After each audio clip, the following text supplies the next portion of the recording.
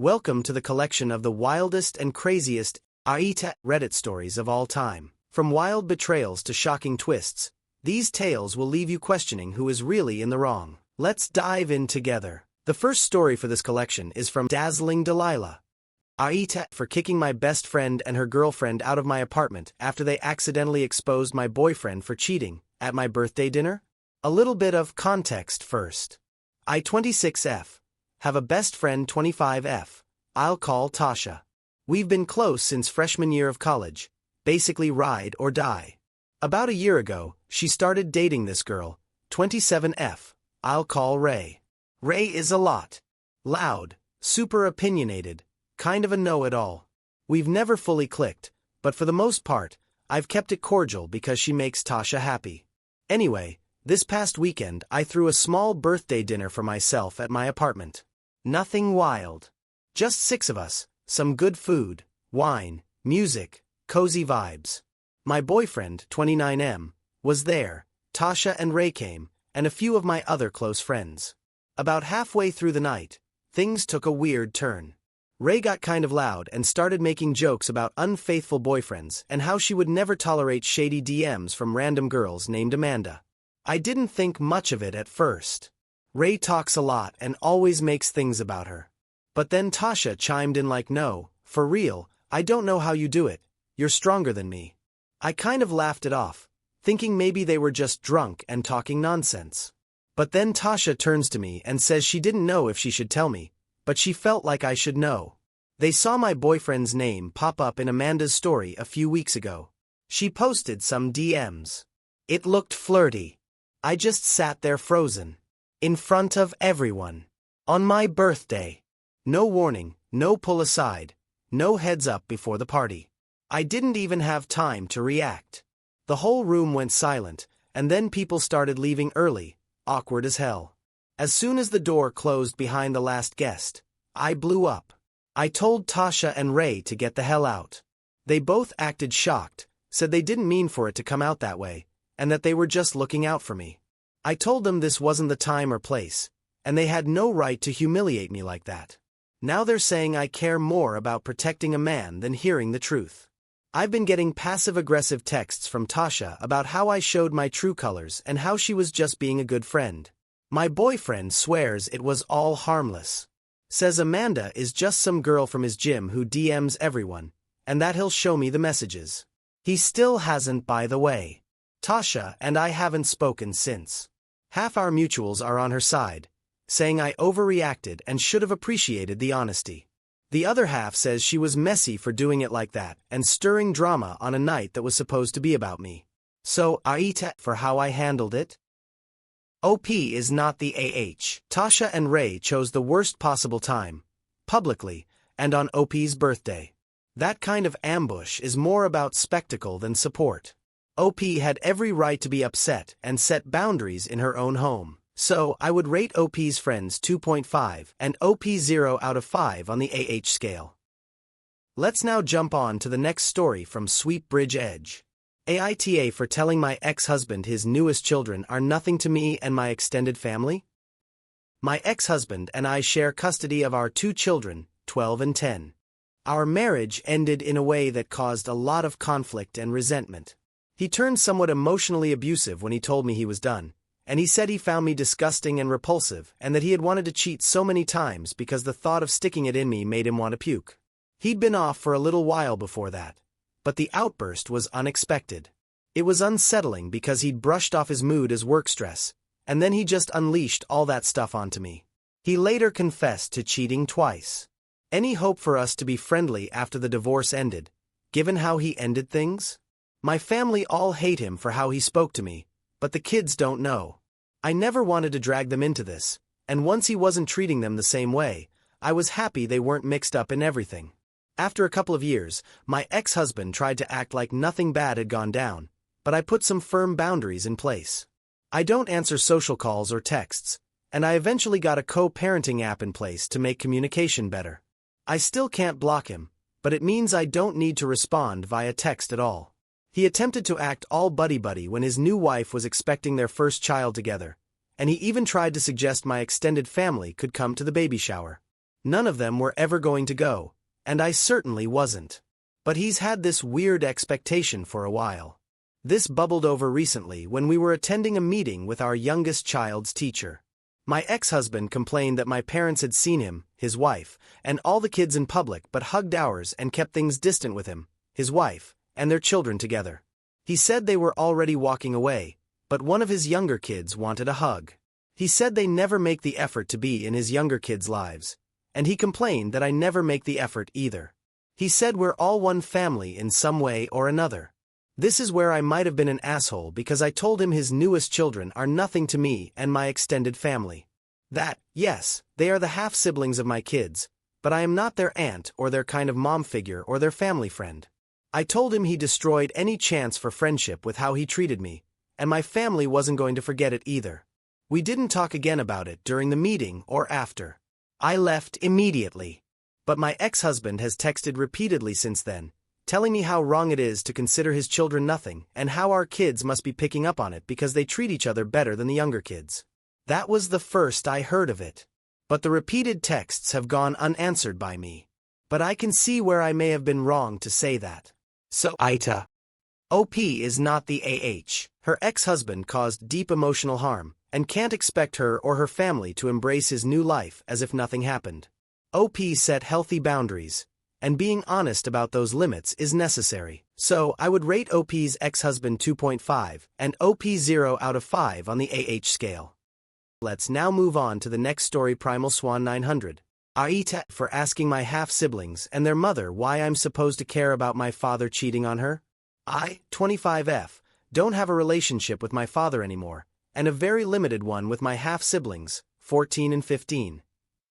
And I never had a relationship with their mother, who is my father's wife and his former mistress, / other woman / affair partner. When my mom was alive, he was cheating on my mom with his current wife and some others. But the current wife was the main affair partner. I learned this a few weeks after my mom died because my uncle and father were fighting about it. Seems my uncle found my father and his second wife together when my mom was in the hospital, dying. My mom had been sick for all of 3 weeks before she died, and my father was very clearly with these other women before that, too.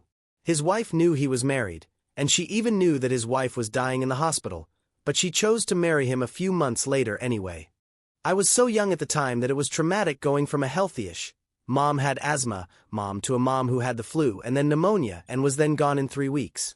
Then to find out that the parent you were left with was a disgusting, filthy cheater who couldn't even be there for his daughter when her mom was sick. And remarries after less than a year to the woman he was with when she was saying goodbye to her mom. My relationship with my father never recovered from my learning the truth. I never liked his wife, and I made sure I shut her out any time she tried to get close to me. I did develop a relationship of sorts with my half-siblings, but there is /retentions because they know how I feel about their parents, and they take offense to me not giving their mom a chance. Now they've all learned my father has cheated on her, and she reached out to me to cry about it, but I shut her down and told her to go to hell. Then my half-siblings said they needed to talk to me, and they gave me hell for not being there for their mom, and to imagine how devastated she is. I know they're young still, so I'm trying not to be too hard on them. But I did make it clear that I was not there for their mom. They tried to defend her, and she told me she never did anything bad to me, and I always treated her like the enemy. I reminded her that she was always one of the villains in my eyes. Then I was told yet again that our father had hurt her and how she deserved better, and she needed help, and she was cheated on. I asked why I'm supposed to care when she's nothing to me, and she was one of the other women in my parents' marriage. My half-siblings told me she's their mother, and I should care about her for them and how they don't want me as a sister if I take so much joy out of their mom being cheated on. I told them that was okay and I'd just leave. But they said I really should care when someone's cheated on because it's bad and dangerous, and they scrambled to come up with other stuff. Their mother said I shouldn't be talking to teens like that, and I told her she needed to stop her kids bringing me into this, then. I want to figure out if I was wrong to ask that in front of my half-siblings specifically. So AITA. OP is not the AH. She endured deep emotional trauma from her father's betrayal and has every right to set firm boundaries, especially toward the woman who knowingly participated in that betrayal. OP is not responsible for comforting her father's wife. So, I would rate OP 0 out of 5 and OP's father 2.5 on the scale. Let's now jump on to the next story from OK Ice 1920. AITA for not bringing my baby to school and possibly jeopardize her father being present? I, 18F, have a 6-week-old daughter. I got pregnant by accident at 17 and decided to keep the baby. The father is an ex-friend whom I called for help after getting stranded, and I didn't know anyone else with a car. One thing led to another, and we ended up sleeping together. The condom broke and he didn't tell me. We're already not on good terms because I didn't want him to have much control over my pregnancy. But at the same time, he did say he didn't want to be fully involved until he was done with school. Full control, no responsibility, I guess. But he'd be around to help and see the kid whenever he could. I didn't want him to come to many appointments because he was very obnoxious at the first one. He seemed bored and uninterested, and rude, and he wouldn't stop rushing everyone. And I didn't let him in the delivery room. To be fair, though, I only had my mom and my aunt in the delivery room. My mom is a midwife and my aunt is an L&D nurse, so I had them as my providers, and the baby came too fast for my doctor to leave surgery. The delivery went well, and I have a beautiful baby girl now, just slightly on the smaller side, but so was I, so she should be fine. He was pissed that I didn't let him in the room while I gave birth and only let him visit me and the baby when I got home. I have severe medical anxiety. He's a very loud and overdramatic person. I knew he'd probably be a nightmare to deal with, so I told him to stay home. I also didn't want him there after the birth because of how exhausted I was. I told him he could visit me the day after, but he cursed me out on the phone and only came to visit when I was discharged. He honestly only held the baby when she was calm and immediately gave her back when she fussed, spat, or went to the bathroom.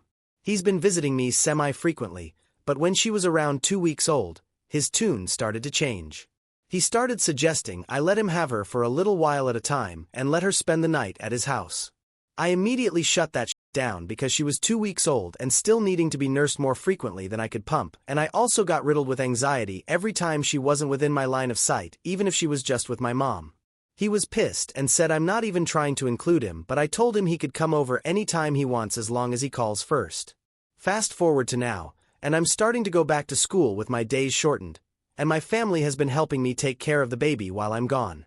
Recently, he started asking me to bring our daughter to school so he can spend time with her. I genuinely thought he was joking, but when he asked me why I was laughing, I had to sit and process for a minute. I told him not because packed hallways and loud classrooms with bright fluorescent lights are no place for a newborn. Not to mention that a cold could kill a baby, and the place is full of germs. Also, I don't feel comfortable having a fussy baby in my arms while everyone is trying to focus. While I'm trying to focus. And I feel like it would only make the separation anxiety worse. I told him no again, and he said I'm forcing him to take a back seat in parenting. I reminded him that he told me he didn't want to be very involved to begin with, and he said, "Well, what if I changed my mind?" I said, "It doesn't seem like you did." He also openly admitted he'd have his mom do the gross stuff. He got pissed off again, and he called me about an hour ago saying that if he can only see our daughter on my terms, it's not worth seeing our daughter and he's considering walking out. I said I can't have a conversation like that right now and hung up. I'm honestly just worried about my baby's safety and well-being. As a teen mom, I was overwhelmed with how easily a baby could get sick or pass by everyone who looked my way. I don't want to risk anything, and she's still a newborn. I at least don't want her going anywhere that I'm not until she's had her vaccines. I'll be honest with you, I don't like her father, and part of me just wants him and the stress he brings out of my life. But I also feel like it'd be cruel to push my daughter's father away before she could even know him. This is all so confusing, and I really can't tell if I'm in the wrong. My family is supporting my decisions, and especially my mom and aunt, because they're both maternity care providers. But my baby daddy's family is saying I'm being selfish and unfair because I won't give him a chance. But a baby isn't something you just give a little on. So AITA. Edit. A few things I want to mention. I'm completely open to them having on-one visits and sleepovers when she's old enough to fulfill/verbalize her own needs, feed herself, use the bathroom on her own, walk, talk, get dressed, basic hygiene yada yada, and able to communicate how she feels about it. I want her to be able to tell me if she does or doesn't want to see him. He's also upset because he feels like he's less included than my best friend. While this is sort of true because she's over almost all the time, there's some context missing. And I have been friends since our sophomore year of high school, and a few months into knowing each other, she was diagnosed with cancer. She's beaten it now, so proud of her. I wanted to help as much as possible, and in that time, she became like pseudo-sister to me. I call her parents mom and dad, and she does the same to mine. One night, while I was in the hospital, staying the night with her while she was waiting for some labs to be done, we pinky promised that we'd always take care of each other. So, she's been at my side until the cows come home. She's also the godmother of my daughter. My baby daddy keeps using her to say that I'm excluding him, but I've told him before that I have an extremely open-door policy. He can come over whenever he wants, or he can pick me up, and we can drive around with the baby as long as he calls first. Update. Okay, first of all, thank you so much for all the kind words and encouragement. Postpartum brain is with me so hard, and I feel crazy, but now I know that I'm not some overbearing mother got hell that hides her baby away from the light of day. I took everyone's advice and spoke to a family lawyer who is the daughter of one of my grandparents' close friends. I told her the whole situation, showed her texts, documents, and phone logs, etc. She agreed that my baby daddy's behavior is concerning and ended up telling me that I should figure out custody legally because if I don't, he's allowed to take my baby indefinitely with no legal repercussions. That scared the shit out of me. She said she'd be willing to represent me free of charge. I tried to protest, but she said it didn't feel right taking my money because I'm an 18-year-old mom and I don't have much money to begin with. She sent a letter to my baby daddy's lawyers. Yes, they're that kind of family. We're waiting to see how that goes, and hopefully everything is going to work out fine. I'm currently typing this in the pitch black because I just put my daughter down, and she can't sleep if there's any light or noise. Just like her mama. My cat is making biscuits on my boobs and it's starting to hurt, so I'm going to go give her attention before I need to change my shirt again. I'll update you if anything else happens. Peace. OP is not the AH. She's a new, teen mom prioritizing her newborn's health, safety, and emotional well-being over chaotic demands from an unreliable father. OP has every right to set boundaries. Her cautious decisions reflect responsible parenting, not selfishness. So, I would rate OP's ex-friend 2.5 and OP 0 out of 5 on the AH scale. Let's now move on to the next story from Seal Frosty Swinnon. AITA for not meeting or wanting to be in the life of my ex's new baby, who is my kid's half-sibling.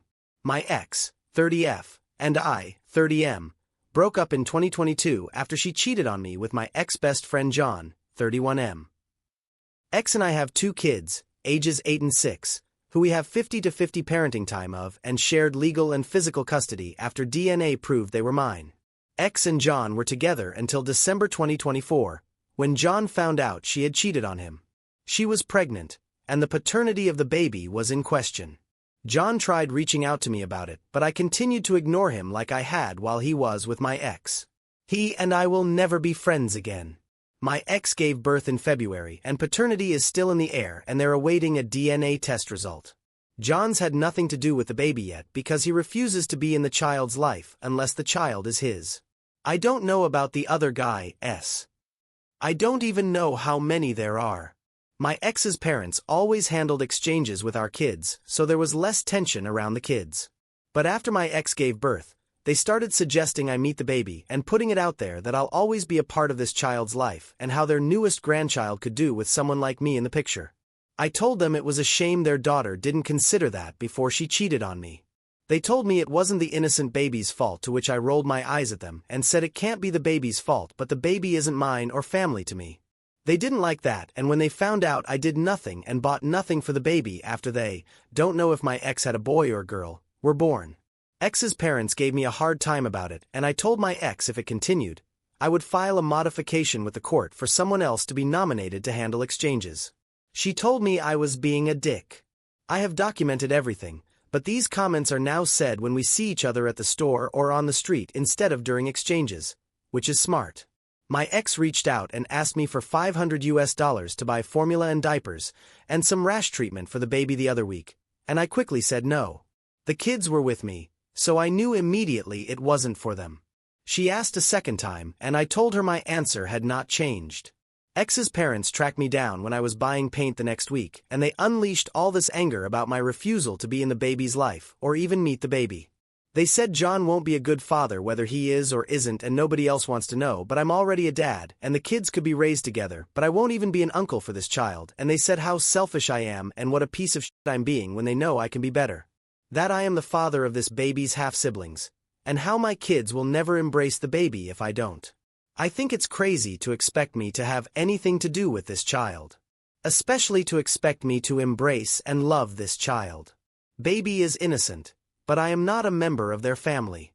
They are my children's half-siblings, but it doesn't mean they are my child or anything by association. This is how I see it anyway. And for anyone who asks, I am still documenting, and I'm discussing the next steps with my attorney over contact and exchanges. AITA. OP is not the AH. He has no obligation to emotionally or financially support a child that isn't his, especially one conceived through infidelity that ended his relationship. OP is responsibly co-parenting his children. Protecting his peace doesn't make him selfish, it makes him sane. So, I would rate OP's X 2.5 and OP 0 out of 5 on the AH scale. Let's now jump on to the last story from Jazzafinance. AITA for telling my biological parents to treat me like their new kid's uncle whom they only see at family gatherings. I, 17M, have been raised by my maternal grandparents since birth. Grandma and grandpa are mom and dad to me, and that's what I call them. I'll call them that here. I'll call my bio mother Elsie and my bio father Johnny. Elsie and Johnny had me when they were 24 and 27. They told my mom and dad right before I was born that they weren't ready to be parents, and Elsie asked if they'd raise me.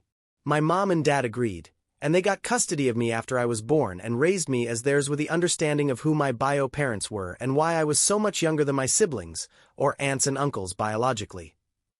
I didn't have a relationship with any paternal side. So, it was just my maternal family in my life. I didn't see my bio parents growing up. They called my mom and dad occasionally, but the relationship they had was incredibly strained and the calls stopped after a bunch of years.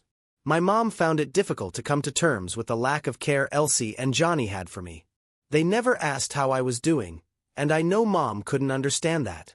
My dad's attitude was always more of a, it's their loss, and he told me repeatedly what a great kid I was and how I was the best son he could have ever had. When I was 14, my bio parents got married and they invited everyone in the family, including me. My parents chose not to go because I didn't want to go. I think they only would have gone if I wanted to be there. But I feel nothing for Elsie or Johnny. In my eyes, Elsie's the sister I never knew, and that's fine by me. Some of my siblings did go to the wedding, and they told us Elsie was pregnant.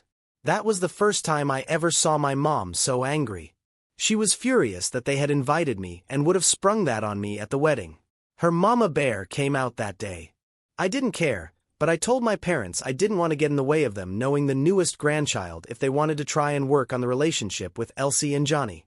My parents decided to open up a small amount of contact with Elsie and Johnny again, but they shut that down for a while because Elsie wanted mom to visit and stay with her for the birth and everything, and she expected her to leave me behind for at least a month.